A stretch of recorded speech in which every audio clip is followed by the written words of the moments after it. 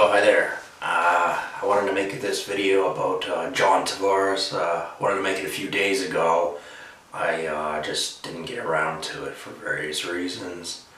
I actually wanted to make a video before the deadline, or before July the 1st, because I thought he was going to stay in New York. But that didn't happen. I'll get back to that. So anyway, what I want to talk about actually, at least for the beginning of this video real quick, I made a video before talking about my friend and his father passing and the coincidences that were there. He had an interesting story. His name was Ben. He was born in Elfross, Saskatchewan. He had told me, and at the time he had no reason to lie about it. I mean, I wasn't in the position that I am in now. I didn't, there was no cause to try and impress me or anything like that, because, you know, sometimes old people, they can make up stories and it sounds like the truth and you want to believe them, but you know, it's not. But I really did not think that when I was told this story by my friend's father. He was, you know, very humble, and he'd only told me the story once, and, you know, hockey was an everyday thing for my friend and his father.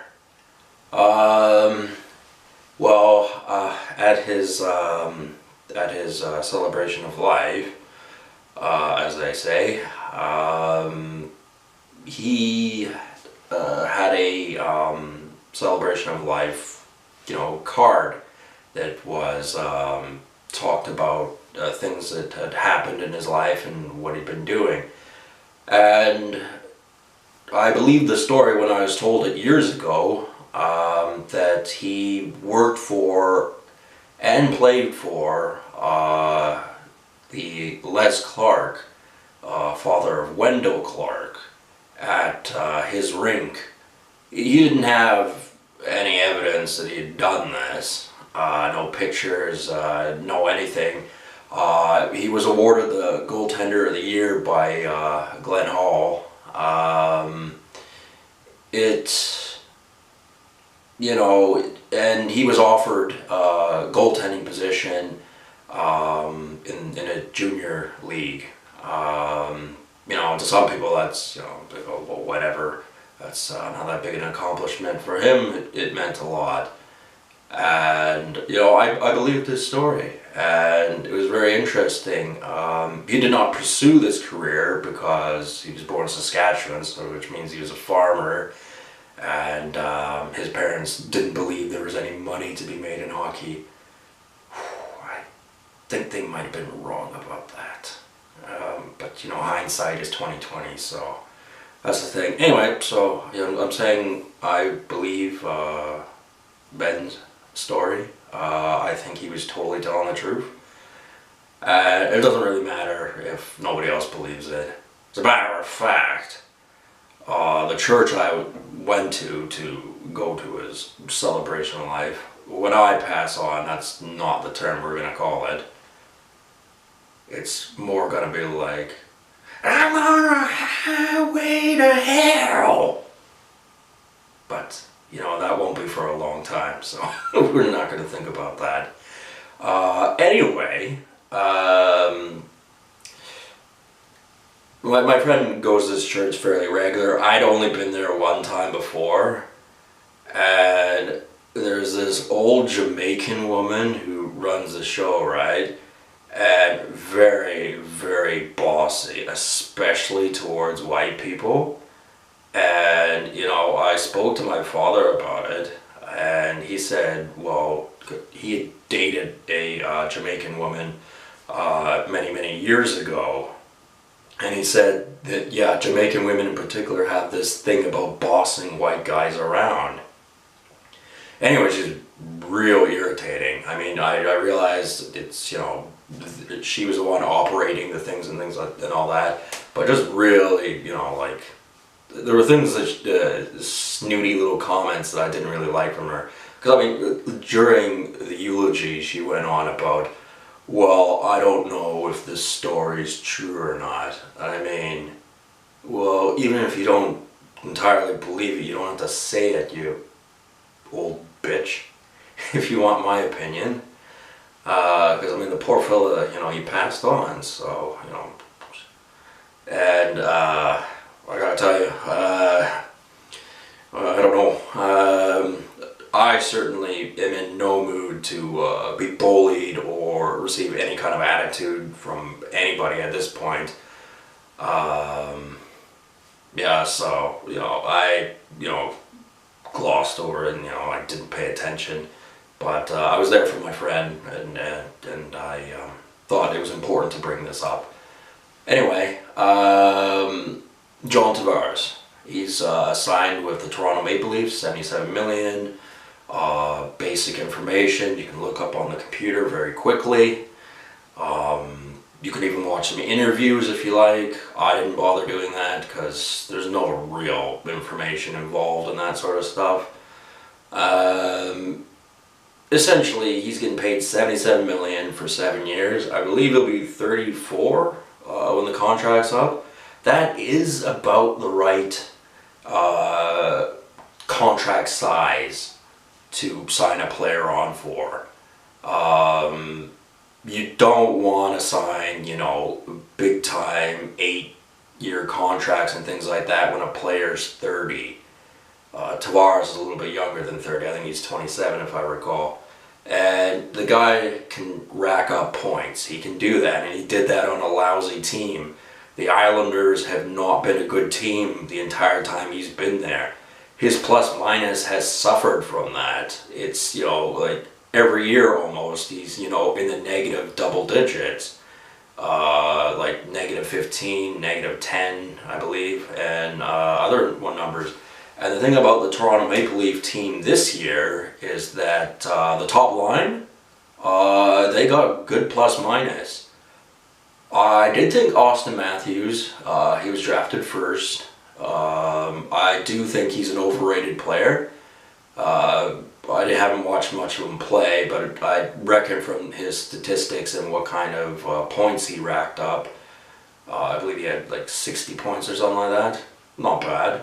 But that tells me he's a bit of a gritty player, and, you know, nothing fancy. He's not gonna bring anything fancy to the team. But his plus minus was good at 25. And there were a few players that had good plus minuses on the Toronto Maple Leafs this year. So I think that will definitely help Tavares out because he's not a defensively minded player. And that's not a bad thing if you're on a defensive team, but you know, the Islanders, they've like not been a good team for a long time. Nowhere close to being a cup contender. They were basically like, to an extent, like the Atlanta Thrashers were with Ilya Kovalchuk, and even Columbus when Rick Nash was on it. Just like, they have their star player, that's it, and the rest of the team is so-so. I remember Matt Molson played well with John Tavares, and he had a not bad year, and, you know, you don't hear his name anymore.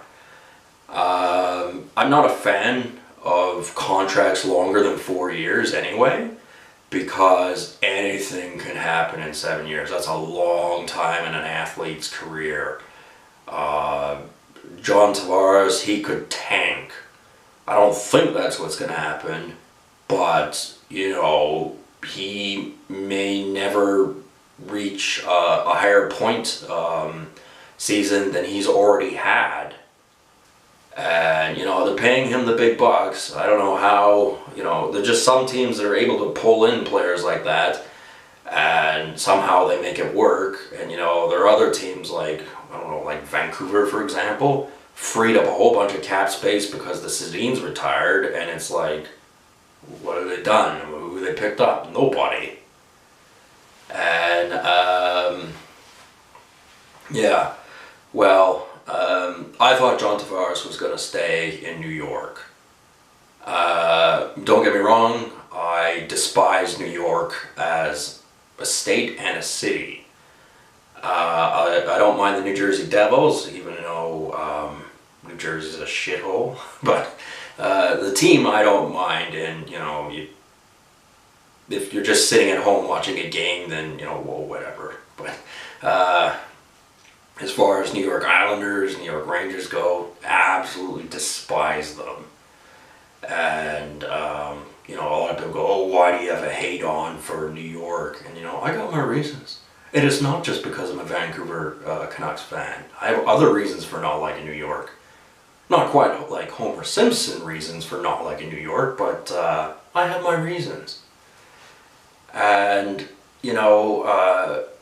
the Islanders franchise has been terrible for a number of years, and one of their biggest flops was Rick DiPietro. Big bucks, messed up. He got injured and he never was as good, and then they bought him out or something like that, and he was just like, it was a mess. And there are a few teams that are collapsing right now, and the Islanders look like one of them. I don't know how something that, can barely stand on its 2 feet can collapse anyway, but they did. And Toronto, I've heard a lot of trash talk. People saying that, oh, Toronto's not a cup contender just because they picked up Tavares. That may very well be true. But it may not be, because we don't know. We don't know how the season's going to turn out. Nobody knows that. Except Gary Bettman, probably. He's probably got a good idea what the next season's going to look like, just because he gambles, but it's not really gambling when you're cheating, if you know what I mean. Yeah, so gonna see how that pans out. I mean, Toronto has not been particularly good for a number of years, but the games I have watched of them, they're actually entertaining, and that's a big part of it. A lot of people don't understand that. They think it's all about the Stanley Cup, and although that's very important, it's not what the game's totally about. The game's about entertainment. It's about having fun watching it and things like that. I mean, yeah, well, anyway. So I think Tavares will pick up points, but I wouldn't be surprised if he didn't pick up as many points on Toronto as he was on the Islanders. In that, division, there were teams he was used to playing more often. And sometimes players, when they get used to playing against a team, they're able to rack up points against the team quite well. Sidney Crosby is a perfect example of someone who, he pads his stats, okay? He picks on teams that he can score goals on. And, that's not his fault, but it is indicative to his point totals. I think Washington was one of the teams he used to beat up on all the time, and there's a few other ones like Philadelphia, actually. He used to beat up on Philadelphia all the time. And, that reflects upon if a player is actually good or not. Because it's saying, well, look, they're good against this team, but, you change the scenario, it's like fish out of water, and they can't get it done. I'm not saying that about Sidney Crosby, but I'm saying there were teams he definitely, stacked his points on, padded his stats. And, John Tavares, he may have been in the same bag as far as, there were particular teams that he'll play less often, not much less often, but less often, now that he's moved north. And, it's a different environment, different teams he's playing against, and he just may not be as successful because these teams, how they're structured, may be counterintuitive to how he plays. I don't know, we're going to have to see about that. But,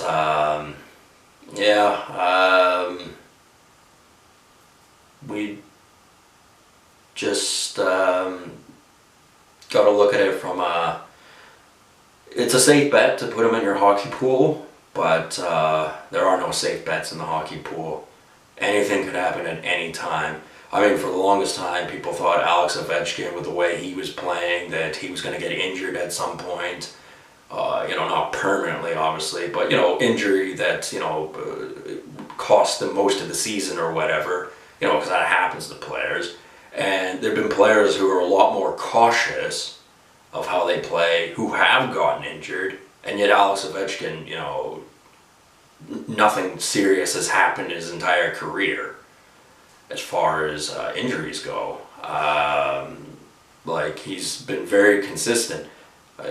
Doesn't have an Iron Man streak, but no torn ligaments, broken foot, or at least I think anyway. And nothing that's prevented him from playing for a significant amount of time. And that's a surprise to some people, but yeah, these are all factors to take into mind. So John Tavares, probably a safe bet, but will Toronto be a better team? Maybe, maybe not. They did have to get rid of Van Riemsdyk. He went to the Flyers. Tavares is better than Van Riemsdyk, but obviously if they could, they'd like to keep both, because Van Riemsdyk had similar goal totals as him, not point totals, but goal totals. And the more pieces you can get like that, that's how you build franchise teams like the Chicago Blackhawks in their heyday. I'd really like to think Chicago will do better this year, but we're going to have to see about that. But Toronto right now, they can score goals. Some of their players have excellent plus minuses. They were a not bad team. Goaltending was a bit iffy.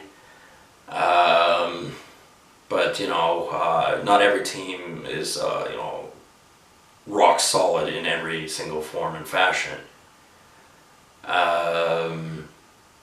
As far as a hockey pool goes, if I had the choice between John Tavares or somebody else, I'd pick somebody else. But that's my take on it. So yeah, I'm gonna leave this at that, and I'll talk to you guys later. Have a good one.